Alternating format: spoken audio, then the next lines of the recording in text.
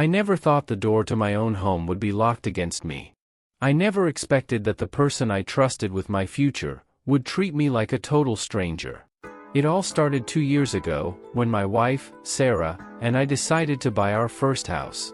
I had worked for years without weekends, saving every single cent for the down payment. My parents also helped us. They transferred a portion of their savings, just so we wouldn't have to take out a massive mortgage. At the time, Sarah's mother, Ellen, made a suggestion. It seemed completely innocent back then.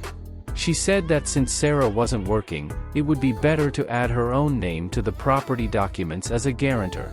She claimed it would give us property tax benefits. I loved Sarah, and I trusted her family. They had always treated me well. I wasn't expecting any betrayal, so I agreed. The first 7 months were wonderful. We renovated the living room, bought new furniture, and I paid all the monthly mortgage, utility, and grocery bills. Sarah started working part-time, but she kept her money for her personal expenses. That didn't bother me. I felt responsible for our family's financial stability. However, everything changed when Ellen got divorced. She had no place to live. She asked to stay in our guest room for a few weeks, until she could rent an apartment. Of course, I agreed. But weeks turned into months. Ellen was not planning to leave. Instead, she began to act like the owner of the house. She rearranged our things, gave me instructions on how to live, and worst of all, she gradually turned Sarah against me. If I returned home exhausted from work and wanted to relax, Ellen would tell Sarah that I was being disrespectful.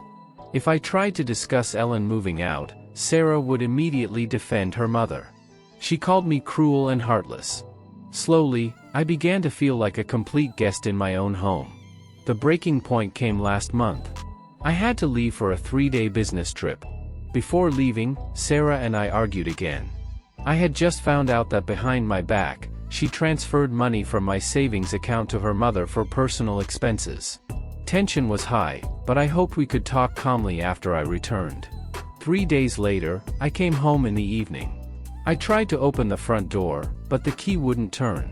The lock had been changed. I called Sarah, but she didn't answer. I stood at the door and knocked. Finally, Ellen opened it. She looked at me with absolute coldness and said I no longer had the right to live there. She told me that since her name was on the documents, and Sarah wanted a divorce, they had changed the locks. They placed my packed suitcases on the doorstep, and shut the door in my face. I was in complete shock. All my hard work, my parents' savings, all my investments, stolen from me in a single second. I went to a hotel and couldn't sleep all night. I felt completely broken and betrayed. The next morning, I called my lawyer. When I explained the situation, he asked me to gather all bank statements and property documents. Sarah and her mother believed that having Ellen's name on the paper meant they owned the house. But they forgot one very important detail. Every single mortgage payment, the down payment, and all renovation expenses had come exclusively from my personal bank account. Ellen had never paid a single cent. Her name was added merely as a guarantor, not as a primary buyer. My lawyer moved very quickly. We filed a lawsuit to establish my sole ownership of the home and to hold them accountable for their illegal actions.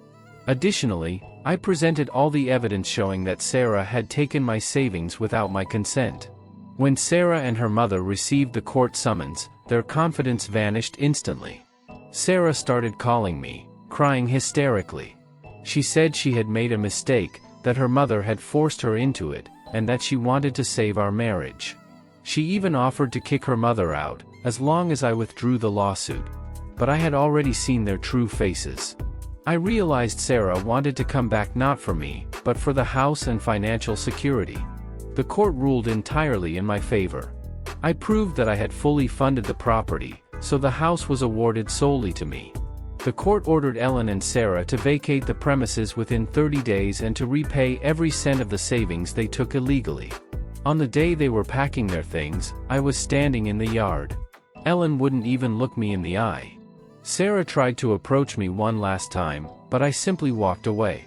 Trust is impossible to restore when people are willing to destroy everything out of pure selfishness. Now, I live in my home alone. but I am finally at peace. This was a massive lesson for me. Never let your kindness be taken advantage of, and always protect your boundaries, even with the people closest to you.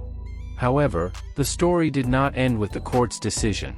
Winning in court was one thing, but dealing with the emotional aftermath and the hidden damage they left behind was an entirely different nightmare.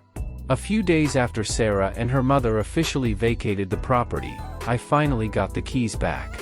I walked into the house alone. I expected empty rooms, but I was not prepared for what I actually found inside. Out of pure bitterness and revenge, Ellen and Sarah had intentionally vandalized several areas of the home before leaving.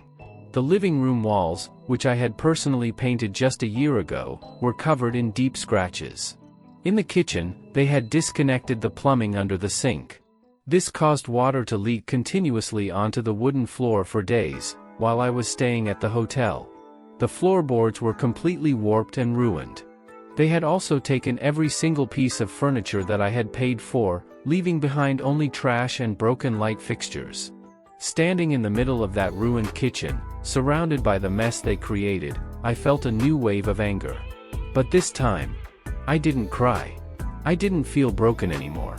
I realized that their malicious actions only proved one thing: I had made the absolute right choice by cutting them out of my life. A truly loving partner would never seek to destroy your hard work out of spite.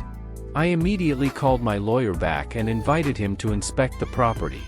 We hired a professional home inspector to document every single piece of damage. He took detailed photographs and calculated the exact cost of the repairs and missing property. The total damage came out to over $12,000. My lawyer filed an emergency motion for property destruction and contempt of court. When Sarah received the new legal notice demanding immediate compensation for the damages, she tried to claim that the water leak was an accident. But the inspector's report clearly stated that the pipes were deliberately loosened. Facing potential criminal charges for property destruction, Sarah's arrogance completely dissolved.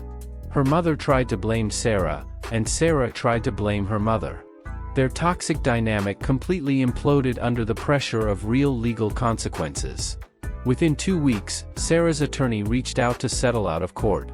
They agreed to use Sarah's remaining assets to pay for the full $12,000 in damages, just to avoid a criminal record.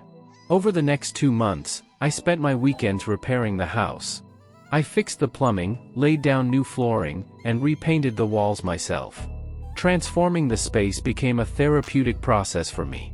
With every nail I hammered, and every wall I painted, I was erasing their memory from my space and rebuilding my life on my own terms. Friends and family came over to help me finish the final details. For the first time in years, my home felt light, warm, and genuine.